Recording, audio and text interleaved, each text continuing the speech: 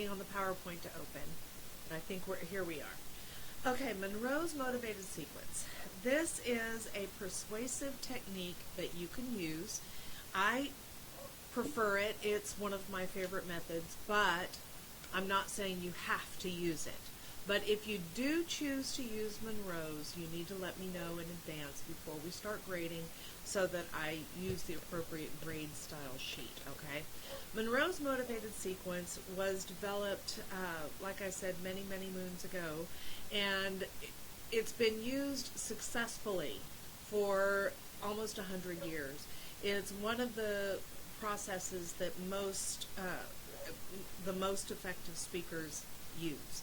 Okay, so here's a sample of what an outline would look like in Monroe's motivated sequence. You still have your 5 steps, but the way they look is just a little bit different. Okay, now this PowerPoint is on Canvas, so you can download this PowerPoint and copy this sample outline format. Okay, but let's talk about what each one of these statements means. Okay, the attention getter. We already know that that gains the listener's attention. I like to call it the hook. It's like when you're going fishing. You know, you're going fishing, you're not going to throw out an empty hook. And an empty hook would be, hi, I'm going to tell you about. So what you're going to do is you're going to do something to clearly introduce their topic and show the importance of the topic, but you need to grab your audience's attention just straight off the bat. First words out of your mouth. You can use a shocking statement, a rhetorical question, a story, a quotation, anything at all, but just start straight into it and grab your audience. That's the attention getter. Section 2, show the problem. You're going to clearly explain the need. This is where you're going to bring in all of the appeals that you can imagine. You're going to use the emotional appeal, the logical appeal, and the ethical appeal. Okay, you're going to demonstrate the need with evidence. That's going to be using the logos appeal, the logical appeal, and you're going to relate to the audience. Hopefully that will be in the ethical and emotional appeals, which is ethos and pathos. Okay, so you're definitely going to show the problem, who's affected by the problem, what's affected by the problem, how extensive is the problem, look at this outline here, and who decided to act on it and why. Okay, all of these questions, if you can answer them in this need section, then you will have a good section going on. The satisfaction is the plan. All right, you're going to clearly explain it step by step, just like a process speech. It must be well thought out, and it must be accomplishable. It must be practical. Okay, if it's not practical, then it's not going to do you any good. But you're literally going to put step 1, step 2, step 3, or however many steps you need. Okay, it's a mini process speech within the larger scope of the speech. Visualization is you're showing through word pictures the practicality. You're creating vivid imagery for us.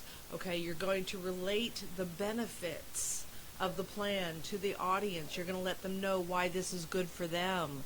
And then you're going to discuss the consequences of not following the plan. And if you skip that one little piece where you discuss the consequences of not following the plan, then quite frankly, you're missing out on some of the major impact of this model. Okay? So you really need to put both of those in there. What would it look like if we don't solve the problem? What would it look like if we solve the problem? And finally, your call to action. This is a call for a specific action. I want you to write a letter to your senator. I want you to go online and look at this website and click donate or click more information. I want you to sign up for this walkathon. Whatever it is you want the audience to do. And I would suggest giving them several options. Give them several options. Some people have more time, some people have less time. So giving multiple options is always a nice way to go. You're going to summarize the steps. Don't repeat them all. We've already heard them. You're just going to summarize it. So I've told you the process involved in solving this problem. Okay, you're just reminding them what you've already told them. And what do you want us to do? Give us a specific direction. And that's it. That's the entire process of Monroe's motivated sequence. But because of the need section and the visualization section, these are very helpful tools, and they help the audience really relate to what you're talking about. So this is probably why it's one of my most favorite methods to create and organize a persuasive speech. So good luck to you. I'm going to see if I can turn this thing off, and we'll see. And there we go. All right. Later.